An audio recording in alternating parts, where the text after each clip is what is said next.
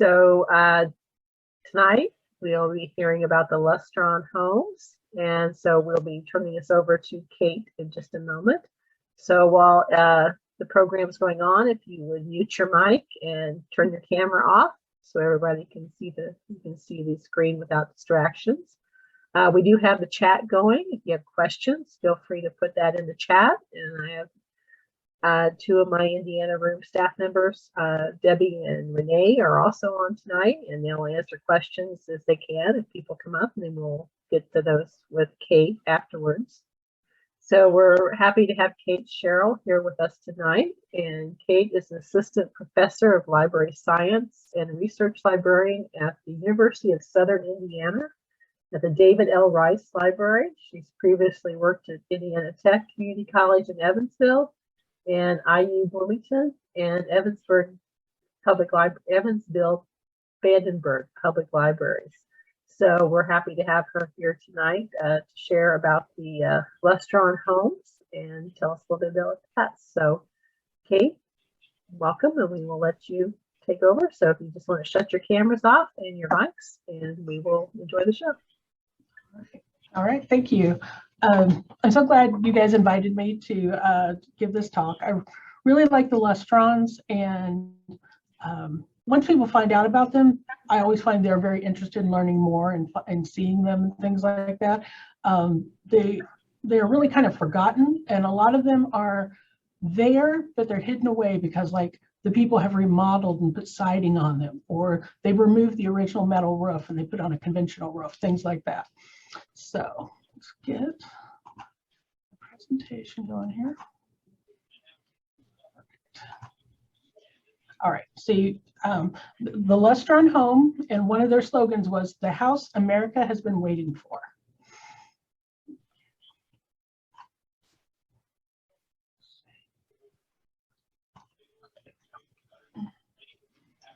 All right. So the very first Lustron I ever saw was in my neighborhood, just a few blocks from my house. I was riding my bike around the neighborhood and I saw this funny looking home with the weird square tiles, and it looked like, you know, maybe it's made of metal. It's very unusual compared to the other houses in the area. I grew up in a bungalow home that was built in the 19-teens, and then also a farmhouse that was built in the late 1800s. So I was much more used to conventional wood homes with lots of wood accents and things like that. And this house really stood out from all the ones around it because it was just so different and unusual. So I told my mother about the house I'd seen, and she said, "Oh, that's called a Lustron." And she said there are a few others are around this area, and she told me some streets to go check out to see some other Lustrons. So this one is pretty much all original. It looks probably pretty much like the day it was built. The only difference I see is there's a kind of a decorative piece here that serves as both a trellis and a downspout, and they've replaced that, probably because it rusted. That was a common issue. So other than having replaced this porch post, the entire house looks original. It still has the original metal roof. We've got the bay window over here that's very distinctive. And this would have been built somewhere from 1948 to 1950. So it's well over 70 years old and still has the original metal roof. And that is apparently very common, that the Lustrons still have their original roofs and they're just fine. They don't need to be replaced. All right. So to talk about the Lustron homes, we have to start with Carl Strandlund. Carl was born in Sweden in 1888. His paternal grandfather was one of Sweden's leading engineers. Carl's father was also an engineer. He moved his family to Moline, Illinois to work for John Deere. I suspect that Carl's father left Sweden for America because he didn't want to be always in his father's shadow or thought to be riding on his coattails, since they were working in the same field. So Carl earned his engineering degree via correspondence classes and then was hired as a production engineer for the Minneapolis Moline Tractor Company. And he later worked his way up to be the president of the Oliver Farm Equipment Company. Along the way, sorry, my bar is getting in the way. Along the way, he was awarded hundreds of patents, one of which being the first to introduce rubber tires for tractors. Before that, the tires just had large metal wheels. Okay. So at the start of World War II, he was hired away from Oliver Farm Equipment by the Chicago Vitreous Enamels Products Company. That's quite a mouthful. So for the rest of the presentation, I'll refer to them as Chicago Vit or maybe CV when they come up. So before World War II, Chicago Vit was quite successful in designing and building commercial structures clad with its porcelain enamel steel panels. Major corporations ordered thousands of structures to be built with what they called Lustron, such as the Standard Oil filling station. Chicago Vit's main rival in the enameled steel construction market was Faro Corporation of Cleveland, Ohio. And an interesting coincidence, Faro Corporation is still around. They're a multinational company, and they have a location here in Evansville where one of my aunts used to work. So this shows a Lustron ad. And the buildings, Lustron buildings range from very simple and utilitarian, like the service station you see, to kind of the ornate and fanciful, like the Chicago area White Castle restaurant. This is a photo from 1936 showing the interior of the Lustron laboratories. They were designed and built to showcase the possibilities of Lustron construction. You can see a wide range of colors and shapes in the photo. So Carl Strandland was regarded as an expert in assembly line production, and Chicago Vit hired him to redesign their existing factory to produce metal plates for tanks. Carl noticed that cooling the panels caused a bottleneck in production, so he developed a new technique that would cool them quickly without warping them. The time needed for that stage of production was reduced from hours to minutes. He was promoted to be Chicago Vit's vice president and general manager. In 1946, Carl was sent to Washington, D.C.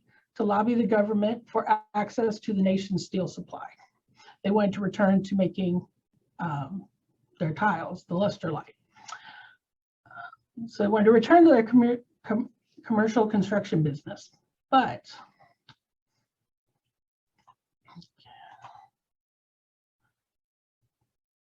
this was 1946. 12 million servicemen started returning from overseas, with hundreds of thousands arriving each month. There was a huge housing crisis. President Harry Truman appointed former Louisville Mayor Wilson W. Wyatt as his housing expediter, giving him emergency powers to deal with the growing housing crisis. Through the Reconstruction Finance Corporation, he had access to monies that had been raised for the war but were no longer needed for that purpose. Truman's charge to Wyatt was make no little plans. He wanted bold ideas. Wyatt's Veterans Emergency Housing Program attacked the housing crisis with multiple strategies, one of which was to support the nascent manufactured housing industry. Using his emergency powers, he directed most building materials into supplying the construction of housing. So when Carl found out that steel and other materials that they needed were being diverted to building housing, he proposed that Chicago Vit pivot into the prefab housing market, using Lustron in a new way. Before the war, Chicago Vit had dabbled a little bit in selling Lustron panels for use in office buildings and residential construction, but it was really their commercial business that was booming, and so that was where they focused all their energies. So starting a new housing subdivision and developing the products would be expensive with no guarantee of success. However, with government-backed loans and a guaranteed supply of steel, moving into housing now seemed much less risky and potentially very, very lucrative. All right. So Chicago VIT established a new subsidiary, the Lustron Corporation, with Carl Strandlin as president. Housing expediter Wilson Wyatt liked Chicago VIT's proposal, which also had bipartisan support in Congress, and also, very importantly, from the head of the 7 million member Veterans of Foreign Wars, VFW. Lustron was one of only 3 prefab construction companies chosen out of the nearly 300 that had applied. Of those top 3, Lustron was clearly the darling and received the most funding. So now that the money was lined up, Carl set about recruiting the best engineers he could find, preferring younger men, believing that they would have more innovative ideas and not be as limited by tradition. He had been very active in engineering professional organizations and used his extensive contacts in the field to identify potential candidates. And then he convinced them each to join Lustron and relocate to Chicago. All right. The Lustron engineers and designers created several Lustron models based on the needs and trends in the housing market. For instance, the new preference for single-level ranch-style homes without basements or upper floors. Lustron's all-steel construction, including steel trusses, allowed for a more open floor plan, as load-bearing walls were not required. Each model boasted approximately 1,000 square feet of living area. With the entire structure composed of porcelain enameled steel panels, the interior could easily be wiped down with soap and water, while exterior walls and the roof could be sprayed clean with a hose. This appealed to homebuyers who wanted to minimize upkeep in their home. There would never be a need to paint it, and the roof was promised to last a lifetime. All models were designed with space-saving features such as pocket doors and built-ins. Items that would normally have to be purchased separately by the homeowner were included in every Lustron, such as the water heater and washing machine. Only the stove and refrigerator were not included with the purchase of the home. Standard features included a ventilation fan in the kitchen, a radiant heating system in the ceiling, and 21 electrical outlets. For an additional cost, you could choose options like the Thor brand combination dishwasher and washing machine. Unfortunately, it did neither job very well and was discontinued after customer complaints. Lustron garages were also available with or without a breezeway attaching it to the house. There are also carports and patios available, though I've never seen a carport or a patio. I've seen a few Lustron garages, but never a carport or patio. All right. So having designed the houses, the Lustron engineers then turned their attention to the machines that would produce the home's components and the factory's assembly lines. Most of the machines were custom designed and built, as there were no existing machines to produce the components that they needed. Okay. Lustron Corporation was first promised a Dodge factory in the Chicago area, which was the largest factory in the world at that time. But there was some political wrangling over this in Washington, and Carl Strandlin proposed splitting the plant in half. Lustron could share the factory with another company. But the president of the other company refused to share, and Lustron instead ended up with only half of a much smaller plant in Columbus, Ohio. So Lustron operations had to be shifted from the Chicago area to Columbus. While in Columbus, Carl and his wife lived for a time in one of the Lustron prototypes, which still stands today.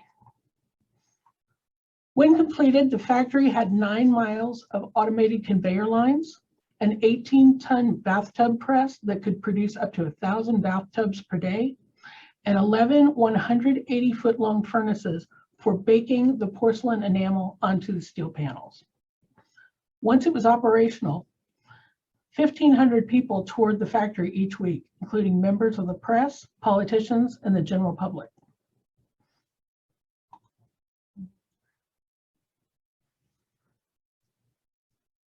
So the larger Chicago plant went to Preston Tucker, who had started a car company. Despite not graduating high school during the war, Tucker had been involved in the development of the Jeep, various compact vehicles, and a gun turret for bombers. He had tried his hand at developing airplane engines before turning his attention to starting his own car company. And if you want to know how that turned out, there are several books and a Francis Ford Coppola movie about it. In this photo, Lustron employees pose with the parts of a Lustron home. While the appliances, windows, and doors were made by other companies, most of the parts came from the Lustron factory, which employed 3,200 people at its peak. Despite the delay in getting a factory and the forced move to Columbus, it had been only 18 months between receiving the first government loan and the completion of the factory. The first home rolled off the line in March 1948. It was gifted to a World War II veteran and his wife.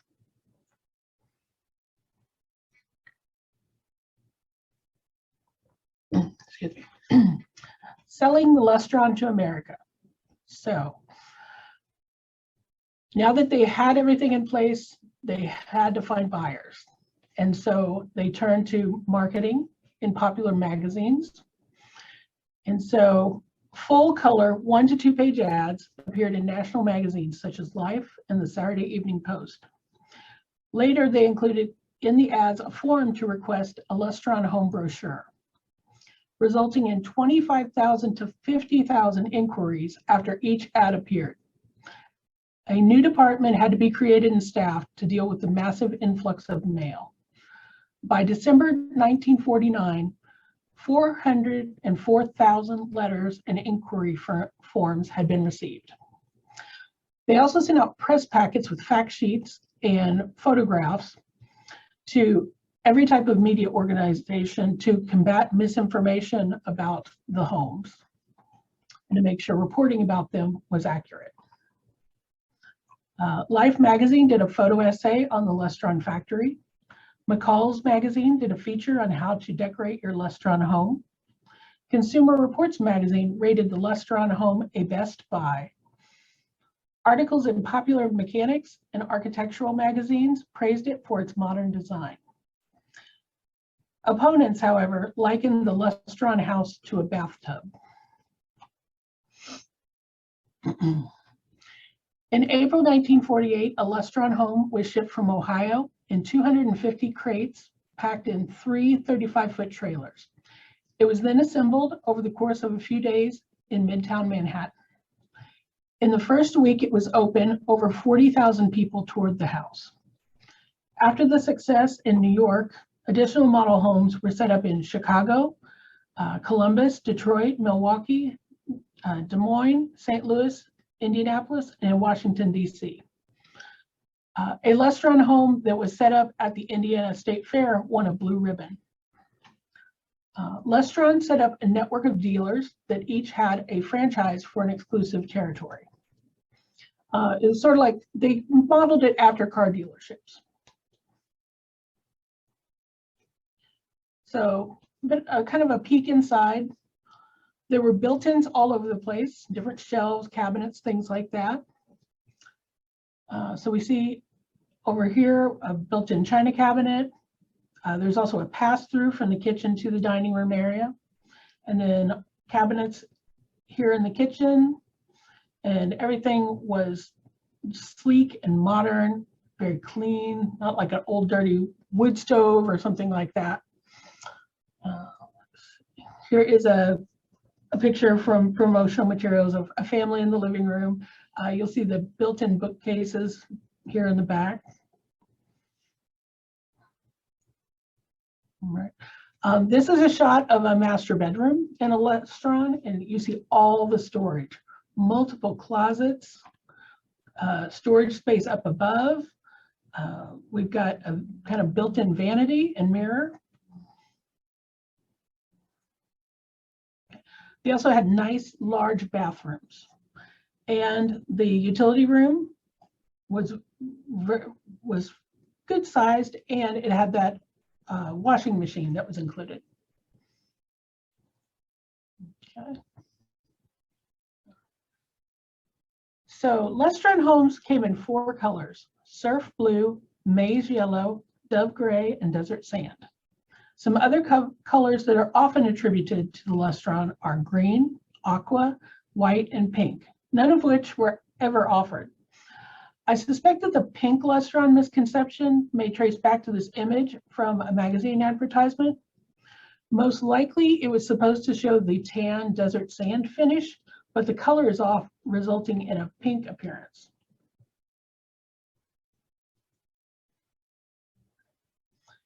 Dissatisfied with the need for so many trailers to transport the first model home to New York City, the Lustron engineers designed a custom trailer that could hold all of the parts for one house.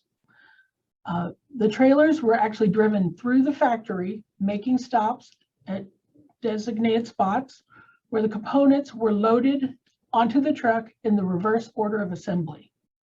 This loading technique sped up the time from delivery on site to the completed home. Carl Strandlin tried to convince the railroad companies to transport the new Lustron trailers on flat cars, but the railroads refused. The lack of rail transportation kept the Lustron from being sold in the Western United States, as the trucking costs added significantly to the price of the home. This idea that Strandlin had posed to the railroads was previously unknown in the United States. It's called trailer on flat car or piggybacking. But within the next decade, all the railroads started doing it. It's now a very common practice. You'll see trains go by and they have entire semi-trailers on the back.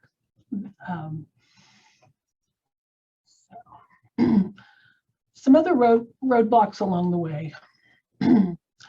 Initially, the Federal Housing Administration refused to issue FHA loans for Lustron homes because they didn't fit the requirements that had been written for traditional wood construction. So the requirements had to be rewritten to allow prefab housing. Initially, there was conflict with the various construction unions, but agreements were reached with the union bosses to kind of deal with the issues there. There were problems getting permits in some cities, again, because the regulations were written for construction with wood. With the factory running well and production steadily increasing, the Lustron engineers turned their attention to the next generation of Lustron homes. They wanted to reduce the number of types of components being used to around 40, down from several hundred. There were plans to add air conditioning and power windows in the next generation of models. They looked at whether that problematic radiant heating system could be improved or if it needed to be completely replaced. In early 1950, the Reconstruction Finance Company called in their loans to the Lustron Corporation. When Lustron was unable to pay, it was shut down by government order on February 14, 1950. Carl Strandlin had tried everything he could to get the RFC to honor the promised loan repayment schedule, but Lustron's fate was sealed. There are multiple reasons why this happened, but it basically boils down to politics and greed. This picture shows Lustron homes that were ready to be shipped. They're on the trailers, ready to be hooked up and taken to their destinations. The Lustron Corporation was on the verge of profitability when it was shut down. They had large orders from real estate developers and several branches of the military. At shutdown, it had 20,000 outstanding orders ready to be filled. Through bankruptcy proceedings, all of the assets were sold or auctioned off, with the government only getting pennies on the dollar. Most of the machines in the factory were sold for scrap. This map shows known Lustrons that are still standing today, approximately 1,450.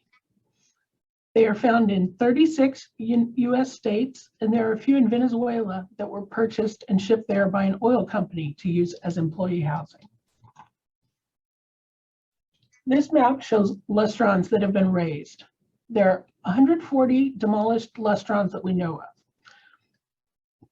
So between these two maps, there are only about 1,600 Lustrons accounted for out of the 2,600 or so that were built. And so you have to wonder how many of those missing Lustrons still exist. How many are hiding in plain sight, having been remodeled and re-roofed?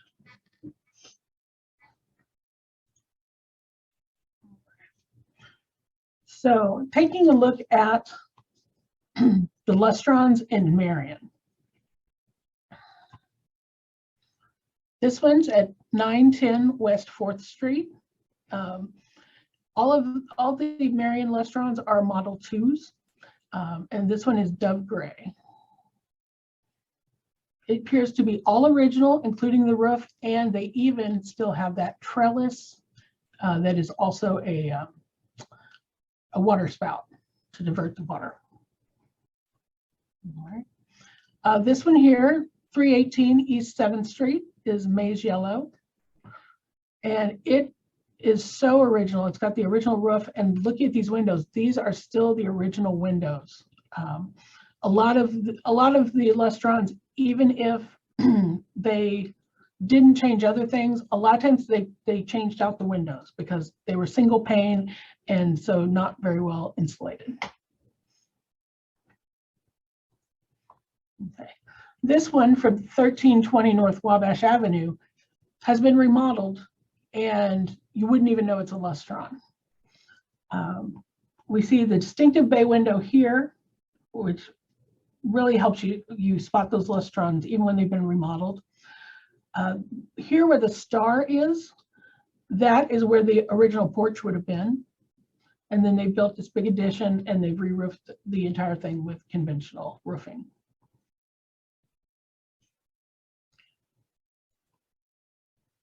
Here's one, 3501 South Gallatin Street. It appears to be all original, including the trellis, and it appears to be in excellent condition. I wasn't able to travel to Marion to see the houses myself up close, so I'm using photos from Google Maps and things like that. This one, 4601 South Washington Street. Again, this one looks to be all original, but it needs some TLC. There are some visible rust stains, indicating that some of the enamel has come off, exposing parts of the metal to the elements. All right. So nearby to Marion, there are many other Lustrons available to see. In Fort Wayne, there are 7. In Muncie, there are 5. Anderson has 2. And then Peru, Red Key, Albany, and Tipton each have 1. And the Tipton location actually has one of those rare Lustron garages. If you're interested in learning more about the Lustrons, here are some different resources that you can take a look at.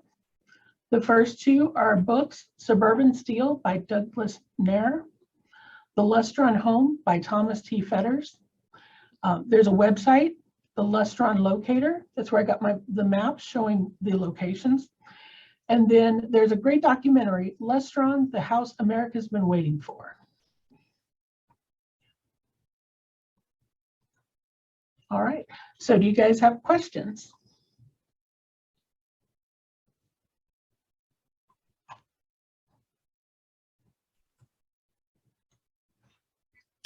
I have questions. Okay. I always have questions. One, you said that when the homes were first built, someone said that it was likened to a bathtub. Yeah. How so? Well, so the older tubs are cast iron and then they're coated with a ceramic coating. Ah, okay. All right. Yeah. Not that they look like it or sound like it, but the Right. production. Okay, got it. I was not connecting the dots there. And then the resources that you posted, if I went looking through those, I might find the answer, but I'm going to ask you since you're right here. Okay. Mhm. If someone owned one of those homes, well, obviously people own the 5 that you mentioned in Marion. Mhm. If they wanted to perhaps restore it to its original, pre-rehab status, Mhm. is there a place like a scrap yard warehouse for Lustron parts and pieces somewhere? Well, I'm told there are one or more places where you can buy Lustron parts. And Okay.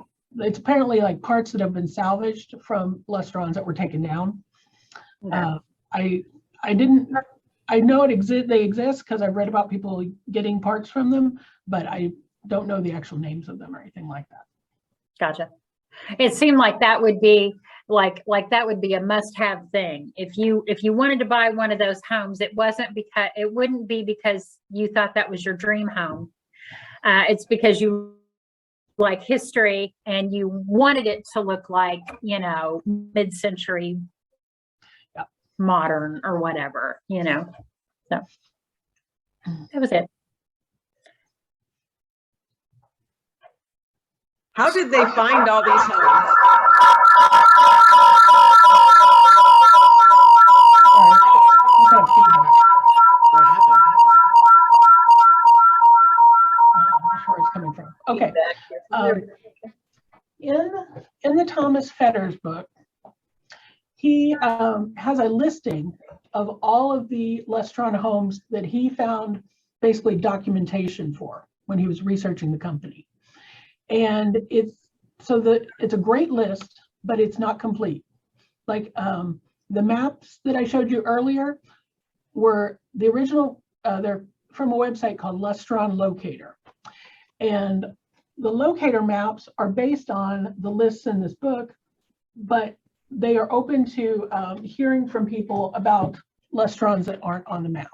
And so the list is a good start. The Lustron Locator has more Lustrons on it because people have submitted, hey, there's a Lustron here, let me send you a picture, etc. But so there's approximately 1,000 Lustrons not accounted for. And we don't know how many of those are still standing and how many were raised at some point. Hello. Is that me? Yeah, you're echoing. I tell you what, anybody who's not speaking, go ahead and mute yourself. Yeah. Okay. And then I Bill, think Bill had a unmute question. yourself there. Bill, it's probably because there's 2 of you on this Zoom. Okay. Oh, unmute Bill.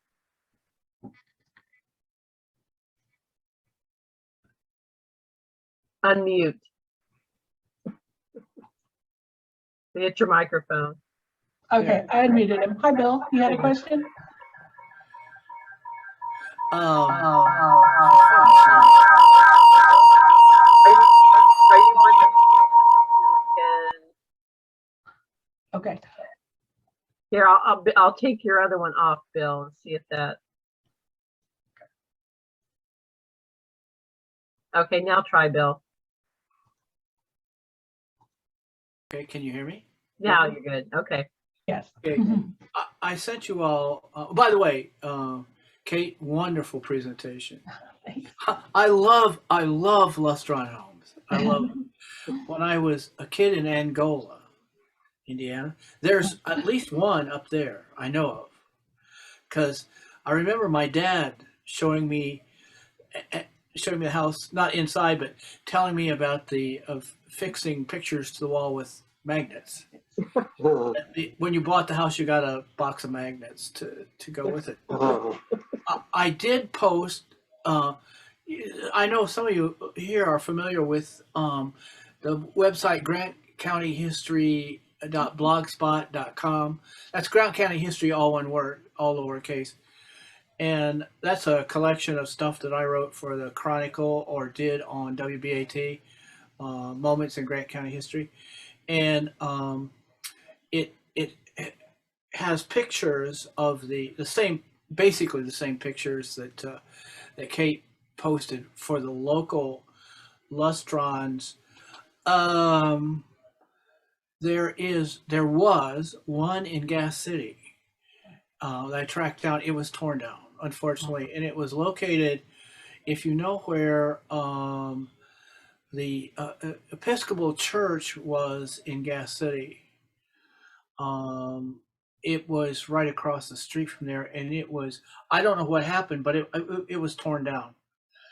Also, some of you that are local Marion folks, which I am not, even though I've been here for a long time, some of you folks may know about, let me get this back up here a second. Let's see. The Herald brothers, Harreld, Herald, and the Herald brothers, general contractors located at 901 West 3rd Street, was the contractor for Lustron Homes in Marion. Okay. So he held the franchise, and he would have, as we understand it, he would have been the one that would have sold all of the Lustron homes in Marion. And so I think they were all built between, whenever he went online, and then ended in 47, was it? Was that the last year? The 1950 was when they were shut down. 1950. You do take a look at the ones in Marion, especially the two that are located out by Indiana Wesleyan. The one that is on, oh boy, I get my streets mixed up. The one that's north of Indiana Wesleyan is lovely. It's like it just sprung out of the box. Yeah. And you, as Kate mentioned, the one further south has got some. It's a little worse for wear. The one on, I believe 7th Street, the yellow one, is periodically for sale. So, Jared, if you want to buy a nice magnetic house, I'm sure you could. I'm sure you could pick that one up. But so I mean, they had a good stab at it in Marion. I think it was later, just a little bit later, they started doing that. The National Homes subdivision, the wooden prefabricated houses really won out the day. I have a hunch it might have had something to do with I'm losing the guy that developed those places in New York and in Pennsylvania. Levitt. I mean, Levitt really got a hold of that market, and as I understand, a lot of those national homes were built in Indiana, and I'm wanting to say Elkhart. I'm not sure about that, but so there was a shipping advantage and all that sort of stuff. But now I'm told, and Kate, correct me if I'm wrong, the bathtub were stainless steel, as I understand it. The original ones, anyways. Yeah, I don't remember reading that, but that could very well be. The factory in Columbus was a repurposed bomber factory. And they had these giant presses, stamping presses. And what I understand was the bathtubs and the counters, the big pieces, were stamped out there, and then combined. And you are correct that there are there's an active Lustron association, and I've been a while since I've looked at it, which has, you can get parts. You can get the instruction, if you want. Hey, if you want one, buy one. They'll send you the instructions. There is a kit that comes with it. A truck, a trailer, and some wrenches, and you got yourself a really excellent house. So, yeah, it's a thing. It's part of Marion's history, and unfortunately, the one that you showed that was practically remodeled out of existence. I never had the courage to go up and knock on the door because I wondered if, they did away with the vitreous enamel panelings on the inside as well. So I don't know. But anyways, nice job, excellent, and a piece of Marion's history, and Gas City. Okay. We had a question from Melanie. She wanted to know if you have an average cost for a basic model. Okay, the cost varied from about 4,000 something to 7,000. And the part of the reason for the price difference was the shipping. So if you were very close by the factory, it was almost no shipping charge, and you could get like a $4,000 or $5,000 model. If you were further out, then it added to the costs. If I might, Mhm. Harold was selling his for $7,999. So it might have been part of his markup, but it might have been shipping, like you mentioned, shipping costs. And maybe you ran across this as well. So I'm not. Okay, so it said the building cost. The first houses, what I found out, took 1,500 hours to construct. But when they got good at it, it was 350 hours. So they could come, with the wrenches and get busy, and bang, you had a house. Yeah. And okay, 5 Lustrons in Marion, and Gas City's 1. So that's what we got. Okay. Yeah. I have another question. How were these homes grounded? I mean, was it the enamel that would keep you from being electrocuted in a lightning storm, or? That's a good question. I don't remember ever running across that. Before the house was delivered, they would pour a concrete pad, that kind of thing. I suppose there may have been like a ground wire that was put in at that point, that was then attached to the house, so that it would, if it say was hit by lightning, it would divert the electricity into the ground. Okay, just like any stick-built home. Yeah, I didn't know if the enamel protected you. I would think that I would hate to be leaning up against the front door when lightning hit the house. Well, it was the vitreous enamel process. It was actually pioneered by the founder of Active Products in Marion. So that would protect, or well, they started the coating would protect it then. Yeah, when people were converting from wood stoves and wood-fired furnaces and all that or not furnaces, but stoves and appliances, and even toilet stools became considerably cheaper when they coated them with vitreous enamel. So it was a glass and steel covered with a glass product. It was baked.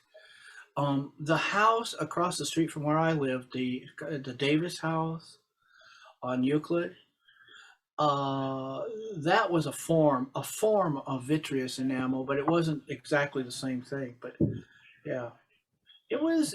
They thought that was going to be and it probably would have been, if fortune had smiled. It probably would have been the replacement for stick built.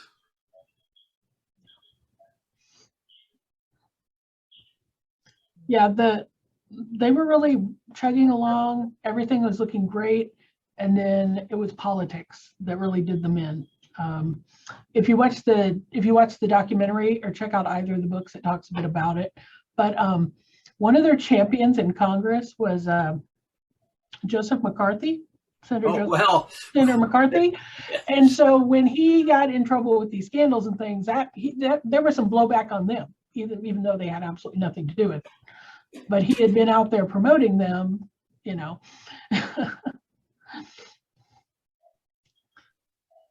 Does anybody have any figures on accessories cost for them? You mentioned there was a garage.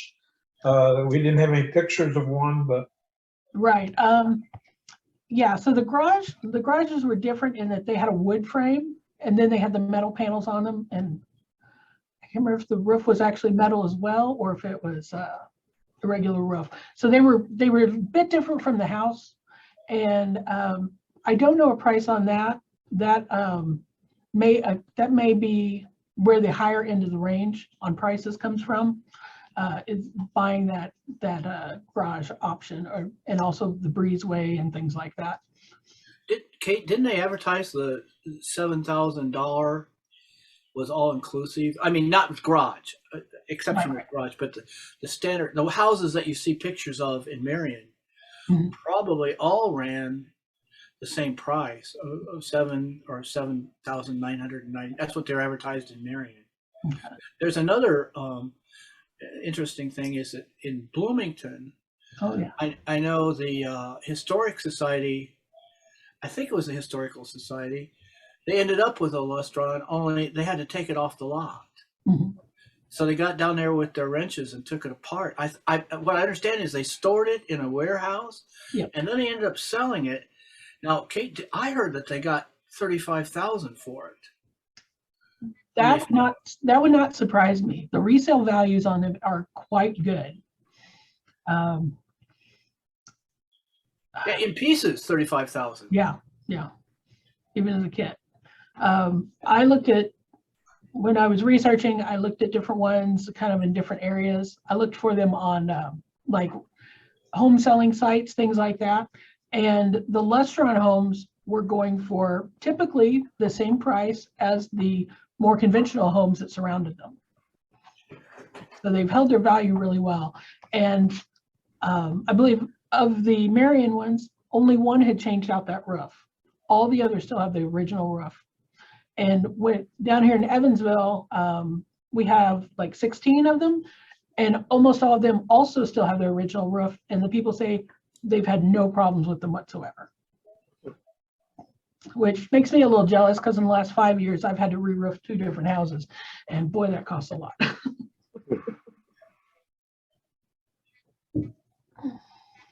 Sarah, did you have a question? Oh, yeah. It's more of a musing rather than a question, because I don't know if there could be an answer, but I'm wondering if the folks who own these houses realize the historical value of what they have. Mhm. I mean, it's a unique part of our history. Do you have any sense of that?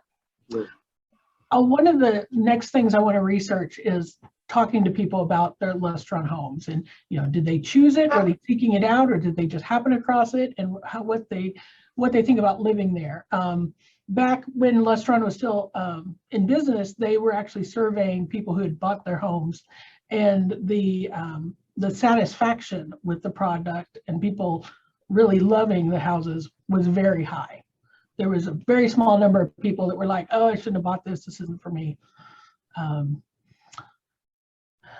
I talked to one man who he had been going through a divorce and working a lot and had to find a home quickly. So he told the realtor, this is basically what I want. These are my needs. And the realtor said, okay, here's some photos of some things. He didn't even have time to go tour the houses. So he bought this house. It had been bricked around the outside. He had no idea it was a Lustron home when he bought it. So he walks up to this little brick house, and then he comes inside for the first time into his house he's just bought, and he encounters the metal walls and the metal built-ins and everything. And he's like, what is this? And then he loves the house. He's lived there, I think he told me, like maybe over 30 years now, but he's done a lot of research on the Lustrons since he got his, and loves it. And he said, he happened upon it by accident, but he, now knowing what he knows now, he would have leapt right on it as soon as it came up as a possibility.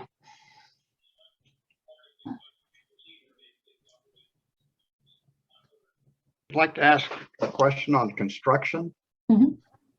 How thick were the walls, and how were they insulated in the ceiling, and what made up the floor? Were they just concrete floors? Yeah, so the concrete slab with like linoleum type floors. And so that's one issue with them, the cold floors. They had an oil-based heating system that was above the ceiling, okay? And the idea was that heat was going to provide all the heat you needed, but we all know heat rises. So those heaters weren't that effective, and a lot of people replaced them with more conventional furnace systems and things like that over the years. I don't believe they were insulated. The outer walls, the tiles had fiberglass insulation inside of them. Oh, okay. So it's not a real high R value. It's it's not a really great amount of insulation, especially compared to what we would do today, knowing better. But yeah, they did have insulation inside the tiles that made up the walls. And I believe there was also some fiberglass insulation in the roof.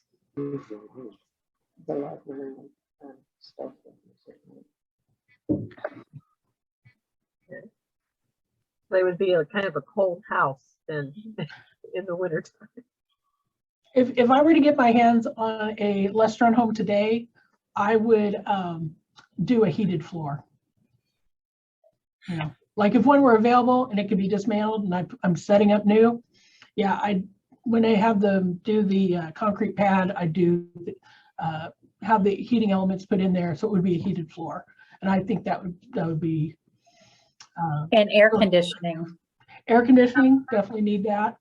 I was thinking it would be like Cool Hand Luke in the sweat box without air conditioning.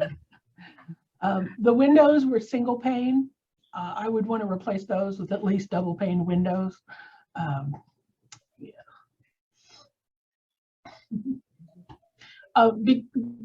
Each house actually has a serial number. They really took a lot of cues from the car companies, and so each house has its unique serial number.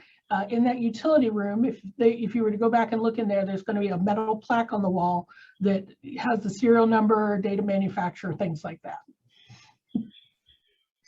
And that's part of the reason why we can somewhat track how many there are, because we know there were around 2,600 manufactured, and each house is going to have that serial number, so that we can see, okay, where does this fall in the production line? If the number is really low, it's a really early one. If it's 2,500, it was really close to the end, things like that. Just of interest, if you go on, just type in Lustron in the Finder in your computer, and like I just did it just out of curiosity. Indianapolis, $198,000 for it's the basic model Lustron on North Hawthorne Lane in Indianapolis, and as I look down, they're all selling for $200,000 plus, so not bad since 7,900. Yeah. 1949, I guess. And are those they haven't been enlarged or anything? Because it's really a small house. Right. Well, by now, standards for. Some of them have been, doctored up, like the one in Marion that's out on 15. But others are just absolutely, identifiable immediately. This is a Lustron house. Mm-hmm. Oh, it sold 9 days ago for $198,000. That's wild. So, hey, you could pick up one for a song here in Marion and flip it. Well, that's interesting that they're staying valued that high. Well, it surprises me. There's one at 900 West 6th Street, which is just in the next block from me. Well, 2 streets over. But I drive by it all the time, and it does not seem familiar to me. So I buy it now. Did you make contact with the owner? Is that question for Rhonda or? Yeah. For Renee? Oh, Renee, sorry. Renee? No. I said that I saw that when she gave the addresses, there was one at 910 West 6th Street, and I live at 1000 West 4th. I go by that house all the time, and it does not look familiar to me. So now I want to go by and look for it. I don't know the people, but now I'm curious. It's the people that live on the house immediately next door. My directions, east, I'm sorry. And I believe they have an elderly parent living in the house, the last time I heard. By the way, here's another one that popped up. Looks much like that house you're talking about. $235,000 in Indianapolis again on Central Avenue. So, Well, you'd have to want to live on Central Avenue. well, you'd have to live on 6th Street if you wanted the other one, which is not a bad street, by the way. I lived there for a long time. I'd rather live on 6th Street, Central Avenue in Right. Indianapolis. Yeah. Okay, anybody else have any questions, comments? Okay, well, Kate, thanks for coming to share with us. We appreciate you doing the program.